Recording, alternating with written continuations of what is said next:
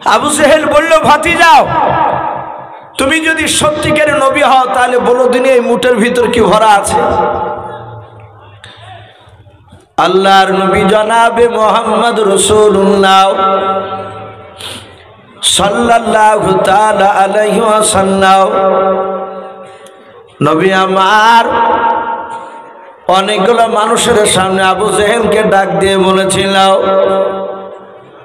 আল্লাহর নবী বলেছিলেন, আবু জেহেল শুনে নাও, আমি জবান দিয়ে বলবো না, তোমার হাতে আছে ওটা দিয়ে জবান দিয়ে সাক্ষী দেবে আমি কে দাও। আবু জেহেল বলল, ভাতিজাও, তাহলে তুমি বলো আমি যা হাতে নিয়েছি মুঠের ভেতর থেকে সাক্ষী দেয় কে নাও। আল্লাহর নবী বাপজি বললেন, ওরে হাতের ভেতরে যা আছে তুমি কথা বলতে লাগো, সাক্ষী দাও আমার ব্যাপারে। সঙ্গে সঙ্গে বাপজি হাতের ভিতর থেকে পাথর বাপজি পড়তে লাগলো, কলমা লা ইলাহা, একটু জোরে পড়ুন, লা ইলাহা ইল্লাল্লাহ, লা ইলাহা লা ইলাহা ইল্লাল্লাহু মুহাম্মাদুর রাসূলুল্লাহ। বলুন সাল্লাল্লাহু আলাইহি ওয়াসাল্লাম। আবু জেহেল অবাক যে পাথরও সাক্ষী দেয়। নবী বলেন, চাচা বিশ্বাস হলো? আবু জেহেল বলল, না ভাতিজা, আমি এখনো বিশ্বাস করিনি। এই ভাতিজা, তুই বড় চালাক জাদুঘর, আমার পাথরকে তুই জাদু করেছিস। রসুলের কথা শুনল না। তখন আবু জেহেল নাম হয়নি, আমর ইবনে হিশাম, আবুল হিকাম এই বলি ডাকে। আবু জেহেল গভীর রাত্রিবেলায় চলে গিয়েছে বাপ, মক্কার বড় বড় নেতাদেরকে ডাক দিয়েছে। সে সময় 5টা সবচেয়ে বড় নেতা ছিল একত্রিত রাত্রিবেলায়, উতবা, সাইবা, আবু সুফিয়ান আর আবু লাহাব আর আবু জাহাল, যাকে আবু জেহেল বলে। এই টোটাল 5 নেতাও। এই 5 নেতার মধ্যে রাসূলুল্লাহর আপন চাচার নাম ছিল আবু লাহাব, অথচ সে আবু জেহেলের সাথে আছে। ঘরের শত্রু বাপজি মারাত্মক। বাহিরিকার লোকের সাথে যদি ঘরের শত্রু যোগ না দেয়, আপনার আমার ক্ষতি করতে টপাকের পারবে না বাহিরকার মানুষ। কিন্তু বাহিরকার মানুষ যখন ওদের সাথে তখন তাড়াতাড়ি ক্ষতি করে দেয়। রসুলের বাপজি টোটাল আব্বার ভাই ছিল 10টা। সবাই কি ইমানদার ছিল বাপ? একটু কথা বলে। সবাই ইমানদার নয়, কিছু ইমানদার ছিল, কিছু আল্লাহওয়ালা ছিল, কিছু ছিল বাপজি বেঈমান। রসুলকে বাপজি নবীজির যেমন ইমানদার চাচার নাম ছিল আব্বাস রাদিয়াল্লাহু তাআলা আনহু, নবীর আর একটা চাচা ইমানদার যিনার নাম কিতাব লিখেছে আমির হামজা রাদিয়াল্লাহু তাআলা আনহু। রসুলের বাপজি যে চাচারা বেঈমান ছিল তার মধ্যে থেকে এক চাচার নাম ছিল আবু লাহাব। সে নবীর প্রকাশ্য দুশমন। আর আরে একটা বাপজি নবীর চাচা, সেও বেঈমান ছিল, কাফের ছিল, তার নাম ছিল আবু তলিব। এই আবু তলিব লোকটা নবীকে ভালোবাসত, কিন্তু নবীজির বাপজি কথাকে সে মানেনি। বিশ্ব নবীকে এত ভালোবাসত। এই আবু তলিবের ব্যাপারে কিতাবে লেখা আছে, আল্লাহ রাসূল সাল্লাল্লাহু তাআলা আলাইহি ওয়াসাল্লাম কলমার দাওয়াতি ছিলেন 14 দিনকার দিন। মাত্র 14 দিন হয়েছে নবুয়ত প্রাপ্ত হওয়া।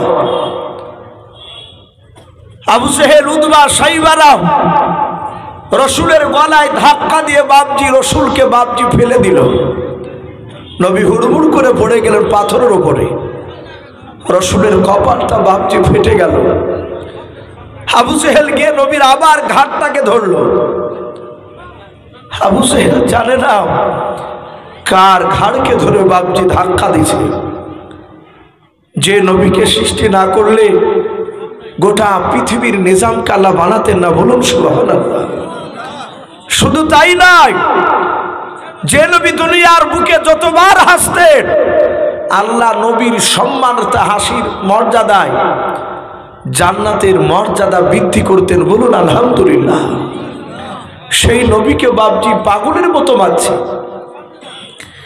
আবু জেহেল বলে, আয় ভাতিজা, আগামী কাল থেকে যেন আমাদের আর বাপ দাদা ধর্মের বিরুদ্ধে কথা বলবি না। সম্মানিত ভাইরা আমার, বাবা জীবনেরা রসুলকে ধাক্কা দিয়ে বের করে দিল। আর ওই সময় নবীর আর একটা চাচা যে আবু তলিব, ঈমান আনেনি, সে তার জীবনীতে এসেছে। উনি কতটা নবীকে ভালোবাসতেন তা একটু কথাটা তুলে ধরছি। ও মক্কা নগরে গিয়ে দেখছে উতবা, সাইবা, আবু সুফিয়ান ওই সব নেতারা। আবু জেহেলের মনটা ভারী, ডাক দিয়ে বলে, আবু তালিব ভাই, শুধু তোমার সম্মানের দিকে তাকিয়ে তোমার ভাতিজাকে মারি নাই, একটু শুধু গলায় ধাক্কা দিয়েছি, বারণ করেছে আগামী কাল থেকে যদি কলমার দাওয়াত দেয় আমরা সবাই মারতে বাধ্য হব। আবু তালিবের চোখে বাপজি পানি চলে আসলো। রাসূলুল্লাহকে মারবো বলেছে। আবু তালিব বলল, ভাই আমি তো মুহাম্মদ সাল্লাল্লাহু আলাইহি ওয়াসাল্লামের কলেমা পড়িনি, তাকে আমি ভালোবাসি, আমার বাড়িতে ছোট থেকে মানুষ করেছি, কিন্তু আমি তার কলেমা পড়িনি, আমি আমার বাপ দাদা ধর্মের উপরে অটুট হয়ে আছি। আবু জেহেল বললে, আবু তালিব ভাই, আজকে রাত্রিবেলায় গিয়ে যদি তোমার ভাতিজাকে বারণ না করো, আগামীকাল কলেমার দাওয়াত দিলেই আমরা মারব। আবু তালিব বলেছিল, গো বন্ধু নাও, তোমরা কিছু বলো নাও, আমি তার চাচা আবু তালিব, আমি বড় চাচাও, আমার ভাতিজা আমার কথার বাইরে যাবে না, কারণ আমার ভাতিজা যখন তার মার পেটে 6 মাসের ছিল, ওই সময় আমার ভাতিজার আব্বা আব্দুল্লাহ, আমার ছোট ভাই, সিরিয়ায় ব্যবসা করতে গিয়ে আর বেঁচে আসে নাই, মারা গিয়েছে। এই আবু জেহেল শুনে নাও, 6 বছর বয়সে আমার ভাতিজার জন্ম দক্ষিণে মা আমিনা নানার বাড়ি থেকে আস্তে আস্তে মারা গিয়েছে। ওরে আবু জেহেল ভাই, আমার ভাতিজার যখন বয়স 8 বছর, ওই সময় আমার আব্বা জান আব্দুল মুত্তালিব ইন্তেকাল করেছেন। ওই মা মারা বাপ মারা ছেলেটাও আজকে নবুয়তের দাবি করেছে বলে, হ্যাঁ আজ 14 দিন হতে চললো। ওরে বন্ধুরা শুনে নাও, ওই 8 বছর থেকে নিয়ে 25 বছর পর্যন্ত আমি তাকে এক বাসনে খাবার খেয়ে খেয়ে মানুষ করেছি। আমি যে বাসনে খাবার খেতাম ওই বাসনে বাচ্চাও খাবার খেত। আমি রাত্রিবেলা বারণ করলে আমার মনে হয় নবী যে না করবেন, আমার কথা মেনে নেবে। আবু জেহেল না বলল, তোমার ভাতিজা যদি মেনে নেয় 3টা পুরস্কার দেওয়া হবে। আল্লাহর নবীর চাচা শোনার পর চলে গেলেন। আবু তালিবের বিবিকে ডেকে ডাক দিয়ে বলল, বিবি রে, বহুদিন ধরে নবীকে সাথে করে নিয়ে খাবার খাই নাই। ওই 25 বছরের সময় খাদিজার সাথে বিয়ে দিয়েছিলাম। 25 বছর থেকে নিয়ে 40 বছর পর্যন্ত, এই 15 বছর আমি আমার ভাতিজাকে নিয়ে খাবার খাই নাই। ওরে আমার বিবি শুনে নাও, খাবারটা একটা বাসন খুলবা দুজনের মতো, যেন দুজনার যেন খাবার আমাদের খাওয়া হয়। আল্লাহর নবীজির চাচি মা আবু তালিবের স্ত্রী বাপজি খাবারটা বাপজি খুলেছে, একটা বাসনে 2টো মানুষের খাবার নিয়েছে। আল্লাহর নবীজিকে ডাক দিলেন, নবী চলে আসলেন, বললেন চাচাজি ডাকলেন, বলে হ্যাঁ। আল্লাহর নবীজি বাপজি খাবারের কাছে বসাও, আবু তালিব বাপজি বসাও। আবু তালিব মনে মনে চিন্তা চিন্তা করলো আবু জেহেল রাজা নবীজিকে বারণ করতে বলেছে, কলেমার দাওয়াত তুমি দিও নাও, এই কথাটা বারণ করতে বলেছে। আমি যদি খাবার খাওয়ার আগে ভাতিজাকে যদি বলি, আমার মনে হয় ভাতিজা রাগ করে হয়তো আর খাবার খাবে না, আর ভাতিজা খাবার না খেলে সারা রাত আমি তার চাচা ঘুমাতে পারবো না। বলুন সুবহানাল্লাহ। কি বুদ্ধি! ওই আবু তালিব বেঈমান হইল। সে চিন্তা করছে না, খাবার খাওয়ার আগে বলবো না, খাবার খাবে তারপরে বলবো। খালি পেটে তো থাকবে না যদি আমার কথা নাও মানে। আজ এখানে অনেক বাপজি বাচ্চা ছেলে জন্ম দেওয়া মানুষ, বাপ মা আমরা অনেকে আছে। অনেক সময় আমাদের ছেলেরা ভুল করে, আমরা রাগে থামতে না পেরে ছেলেকে বাড়ি থেকে বের করে দিই। বের করে দিয়ে বাজারে চলে গেছে বাপ, মা কিন্তু ঘুমাতে পারে না। লোক করে দেখে স্বামী নেই, ছেলেকে ঘর থেকে বাপজি খাবার নিয়ে গিয়ে বাইরে থেকে ছেলেকে ডেকে নিয়ে সে খাবার খেতে দেয়। মাই যাহাতে 2-3 খাবার খাওয়া হয়েছে আর অমনি বাপ চলে এসেছে। অনেক বাপকে দেখা যায় এসে বাপজি খাবারের বাসনকে কেড়ে নেয়, খেতে দেয় না। আমার মনে হয় খাবার খেতে দিয়ে খাবারের বাসনকে টেনে নেওয়া এর চেয়ে বড় আঘাত মনে হয় পৃথিবীতে হতে পারে না। অনেক ছেলেকে দেখা যায় গাছে গলায় দড়ি দিয়ে ঝুলে, রাগে থাকতে না পেরে আব্বা খেতে দিল না। অনেকে বিষ খায়, টেনে ঝাঁপ দেয়। বাপজি এগুলো করতে নেই। ছেলে দোষ করেছে, খেতে বসলে আপনি খাবার কেড়ে নেবেন না, খাবার খেয়ে নেই, তারপরে তখন আপনি তাকে সেই কথাটা বলুন। একজন বেঈমান আবু জেহেল বাপজি সে শিক্ষা দিচ্ছে, এখান থেকে আমাদের শিক্ষা নেওয়া দরকার। আবু তালিব চিন্তা করছে ভাতিজাকে খাবার খেতে দেওয়ার আগে যদি বলি, ভাতিজা হয়তো খাবার খাবে না, খাবার খেয়ে নেক তারপরে বলবো। আবু তালিব ডাক দিয়ে বলল, ভাতিজা খাবারগুলো খেয়ে নাও। আল্লাহ রাসূল হাত দুখানা জোড়ে করে বলে, চাচা খোদার কসম কেন বলবেন চাচা, আমি শুনে না ওই 8 বছর বয়স থেকে যখন আমার দাদা আব্দুল মুত্তালিব ইন্তেকাল করে, সে 8 বছর থেকে 25 বছর পর্যন্ত খাদিজাকে বিয়ে করার আগা দিন পর্যন্ত চাচা কোন কোন মুফাসসির কিরাম লিখেছেন বিয়ে করার দিন সকালবেলা পর্যন্ত আল্লাহ রাসূল বলেন, চাচা আমি আপনার সঙ্গে এক বাসনে খাবার খেতাম, আপনি আমাকে খাবার বাসনে না নিয়ে খেতেন না। কিন্তু চাচা এটা ভালো জানেন, আপনি আগে খাবার না খেলে আমি খেতাম না। বলুন সুবহানাল্লাহ। ওগো চাচা খাবারটা আপনি আগে খেয়ে নাও।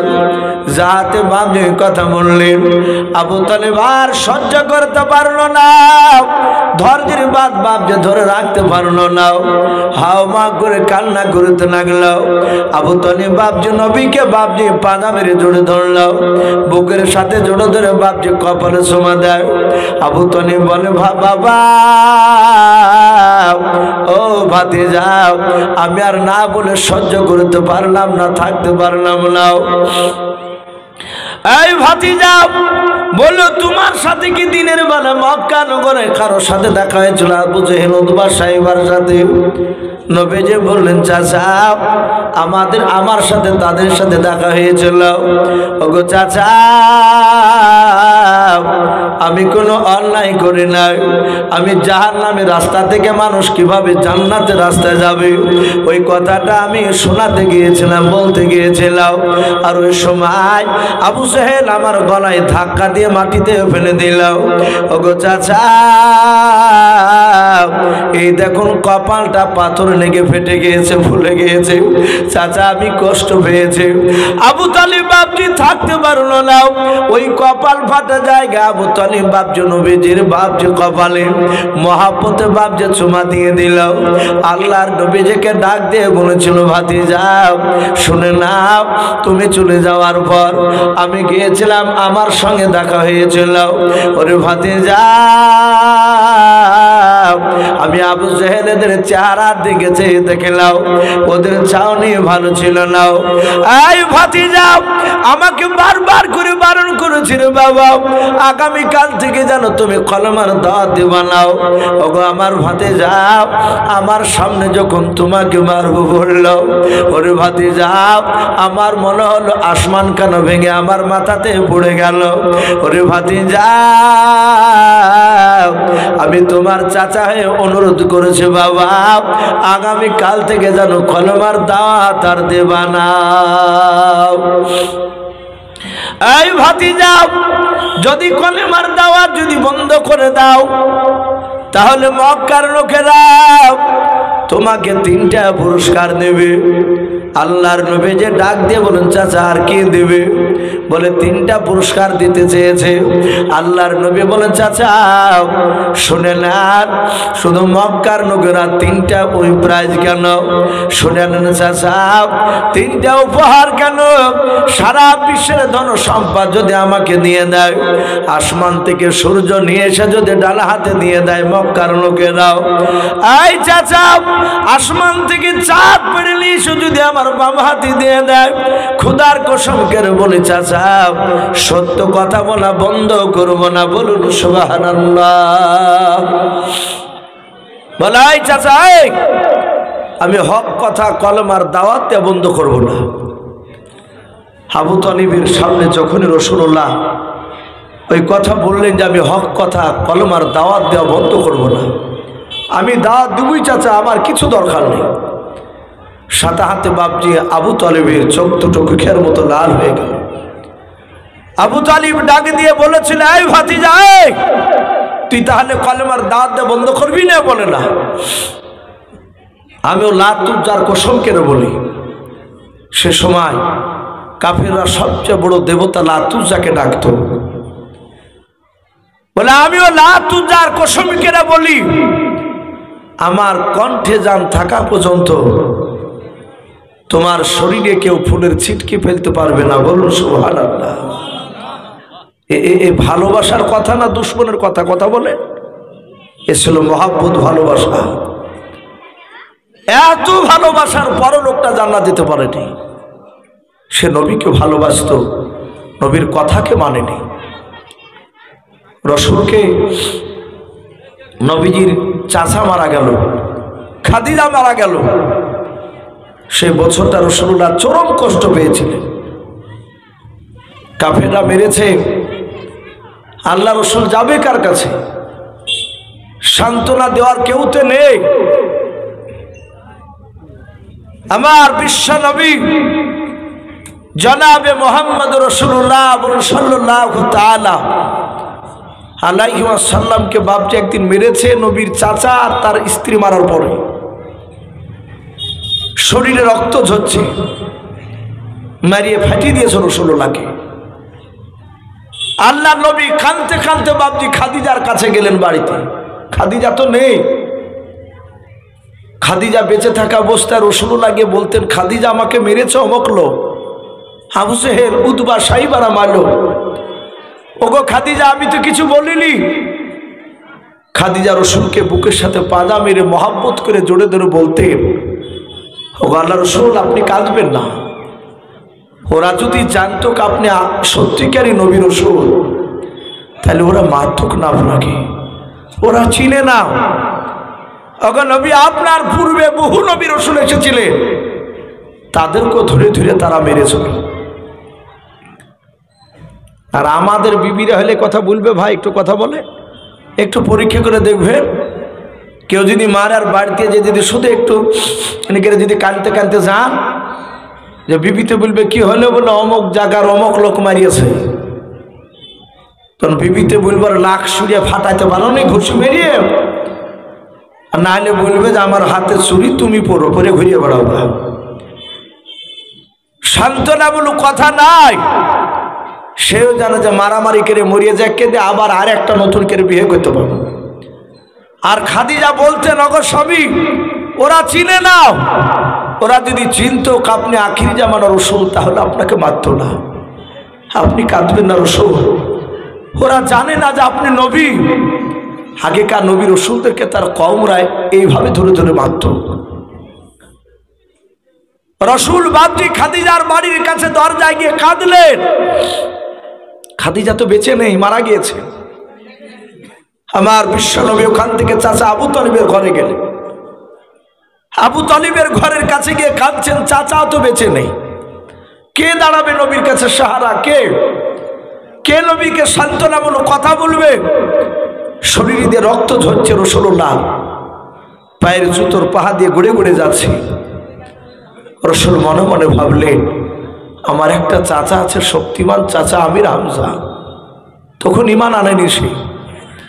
আমি চাচা আমির হামজার কাছে যাই, আমার চাচা হয়তো একটু আমার পক্ষে একটু কথা বলবে। বাড়ির দরজার কাছে গিয়ে বলছেন, চাচা চাচা। রাসূল কাঁদছেন বাচ্চা ছেলের মতো। ভিতর থেকে আমির হামজার স্ত্রী বলল, কে?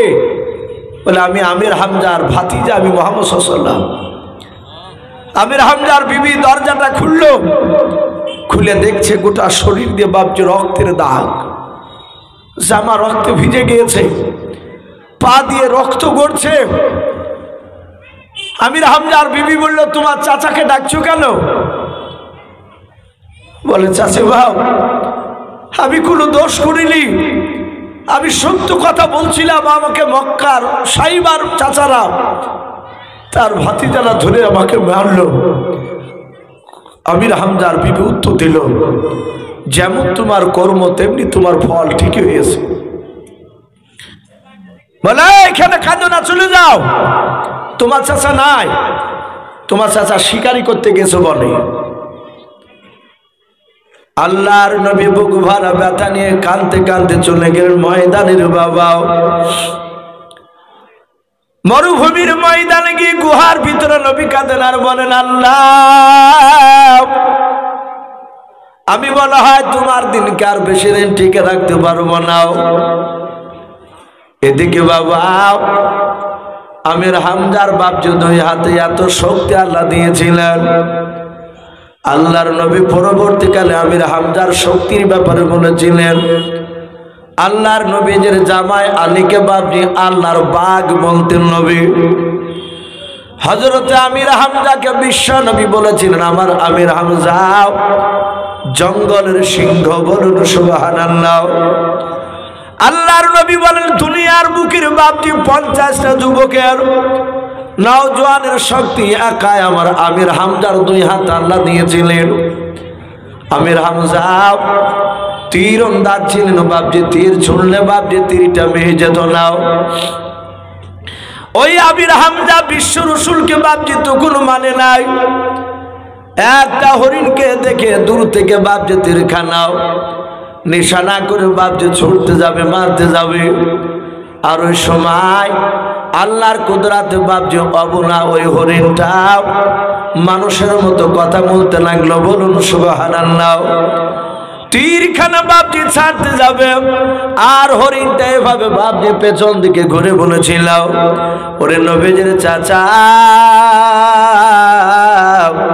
আমাকে মেরো না, ধরো না, যা তোমার ভাতিজার পাশে গিয়ে দাঁড়াও গা, বলুন সুবহানাল্লাহ। আমির হামজা বাপজি অবাক হয়ে গেল, প্রসঙ্গ হলো, বাপজি খাড়া হয়ে গেল। এ কি ব্যাপার, জঙ্গলার হরিণ পর্যন্ত আমার ভাতিজাকে চিনি, কিন্তু আমি তার চাচা হয়ে আমি তার ভাতিজাকে চিনতে পারলাম না। আমির হামজা তীর আর ধনুক নিয়ে বাপজি দৌড়াতে লাগলো বাড়িতে। বাড়িতে যাওয়ার পর মনে ছিল, বিবিরে আমার বাড়ি থেকে আমার ভাতিজা এসেছিল। বলে, হ্যাঁ এসেছিল। বলে, কই রে বিবি? বলে, তোমার ভাতিজাকে বাড়িতে বসতে দিই নাই। বলে, কেন এসেছিল তুমি কি জানো? বলে, তোমার ভাতিজাকে মারিয়েছে মক্কার লোকেরাও, মার খেয়ে রক্তাক্ত শরীর নিয়ে তোমার দরবারে এসে এই দরজায় এসে শুধু বলেছিল চাচা চাচা চাচা করে কাঁদছিল আর ডাক দিছিল। আমি তাকে বাড়িতে আসতে দিই না, বাড়ি থেকে বের করে দিয়েছে, দরজা লেগে দিয়েছে। আমির হামজা বলেছিল, বিবি তুমি অন্যায় করেছিল বিবি, আমার ভাতিজার সাথে এখন আমি দেখা করতে যাব। আল্লাহর নবীর চাচা নবীজি কোথায় আছে বাপজি জানেন না? উনি বলেন আমি পায়ের রক্ত দেখে আমি নিশানা দেখে দেখে চলে গেলাম। নবীজি জামনা দিয়ে পা দিয়েছেন বাপজি মাটি যেতে, ওই পায়ের ছাপ বাপজি রক্ত মাটিতে লেগে আছে। নবীজি বাপজি দেখছেন ওই গুহার ভিতরে কাঁদে।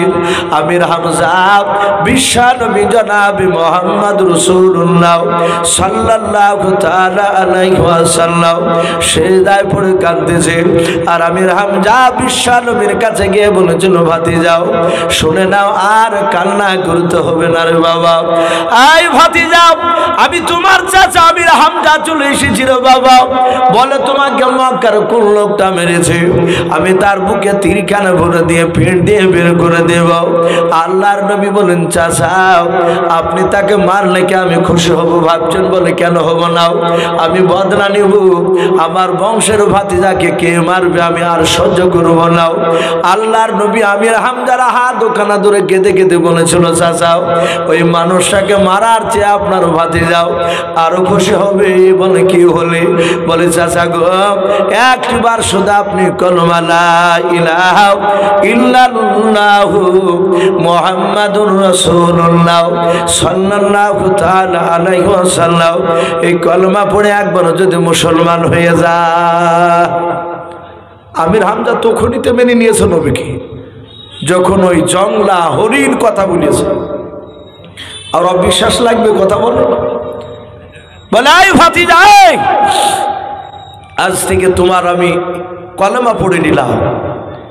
অথচ নবীজির অনেক বড়। আমির হামজা রসুলের কাছে আসলে বাচ্চা ছেলের মতো বসে কথা বলতেন। বলুন সুবহানাল্লাহ।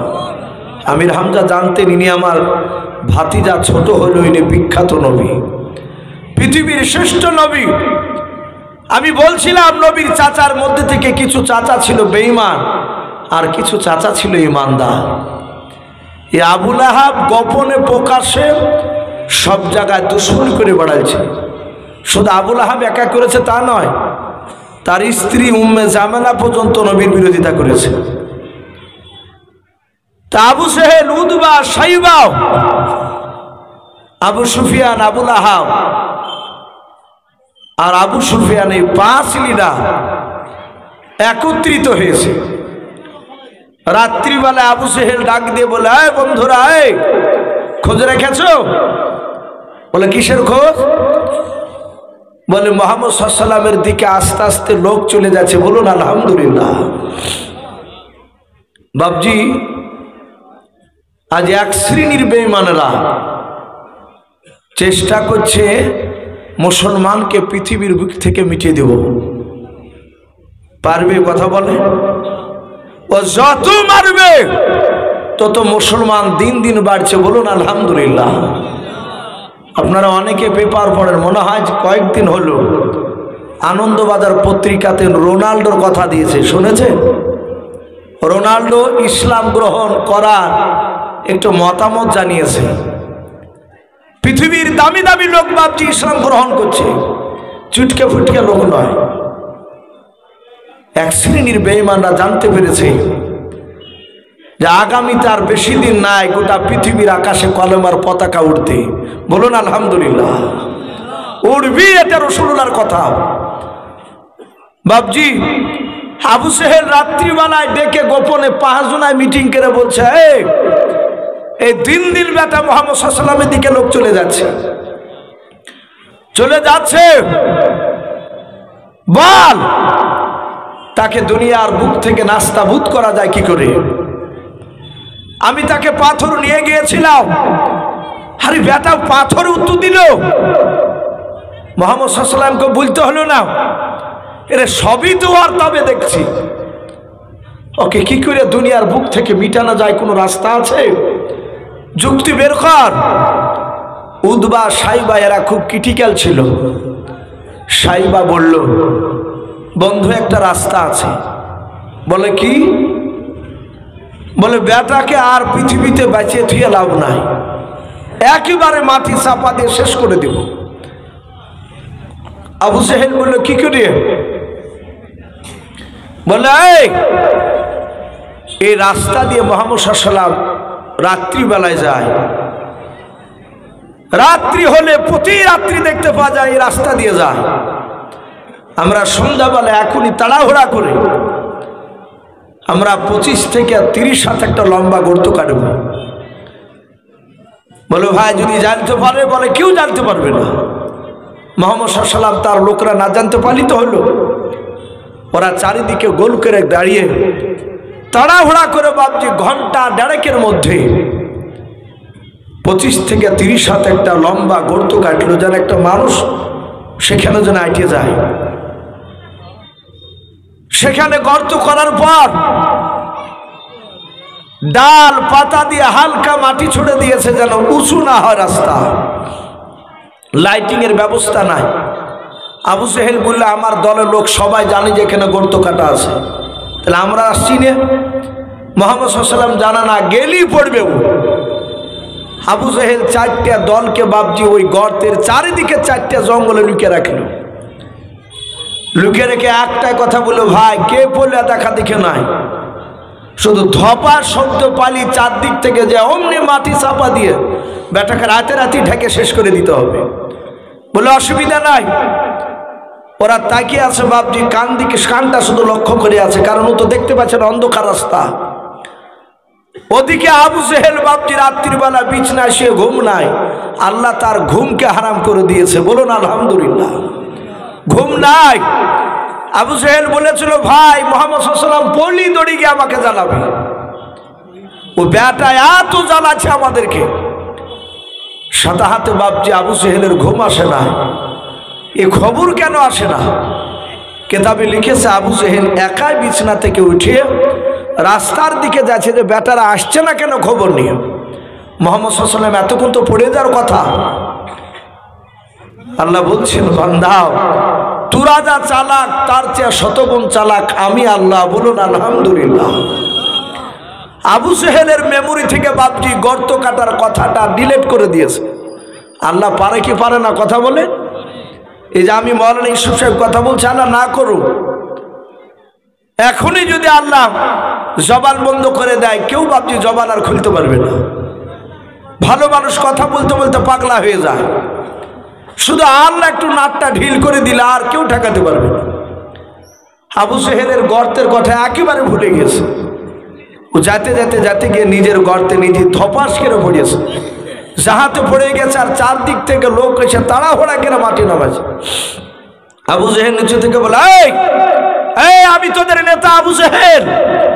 ওপর থেকে বলছে, বেটা এখন ফাঁদে পড়ে আবু জেহেল সাহায্য, তুমি বড় জাদুকর, এটা আমরা জানি, আমাদের নেতা আবু জেহেলের গলার নকল করছো।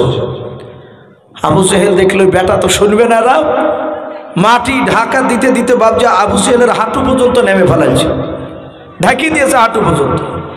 আবু জেহেল আবার চিৎকার করে বলে, এই আমি তোদের নেতা।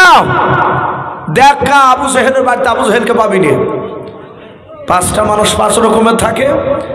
একজনা বললো, ভাই গলা তো আবু জেহেলের মতনই লাগছে, একটু দেখ না বাড়িতে আছে কি। বাড়িতে খোঁজ নিচ্ছে তো আবু জেহেলের বিবি বললো, কিছুক্ষণ আগেই গেল, মানে আসি পড়েছে অমনি।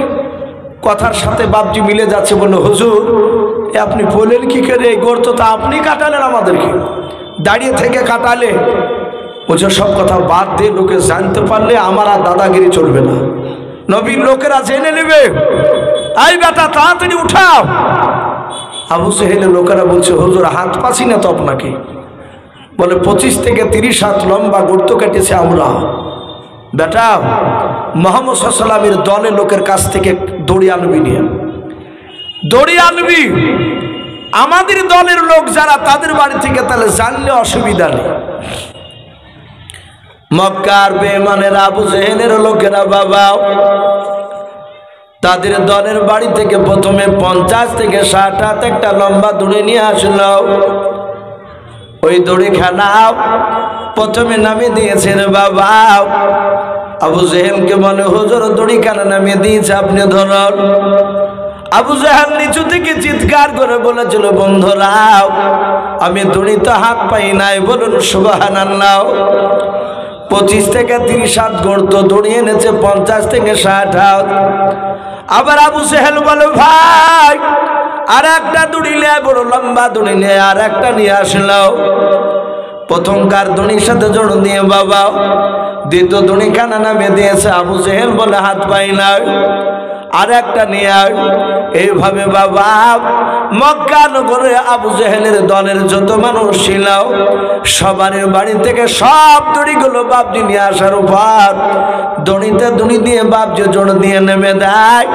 যত দড়ি বেঈমানের আবু জেহেলের লোকেরা নামায়, আমার আল্লাহ তত বেঈমান আবু জেহেলকে গভীরে তলদেশে নামিয়ে দেয়। বলুন সুবহানাল্লাহ।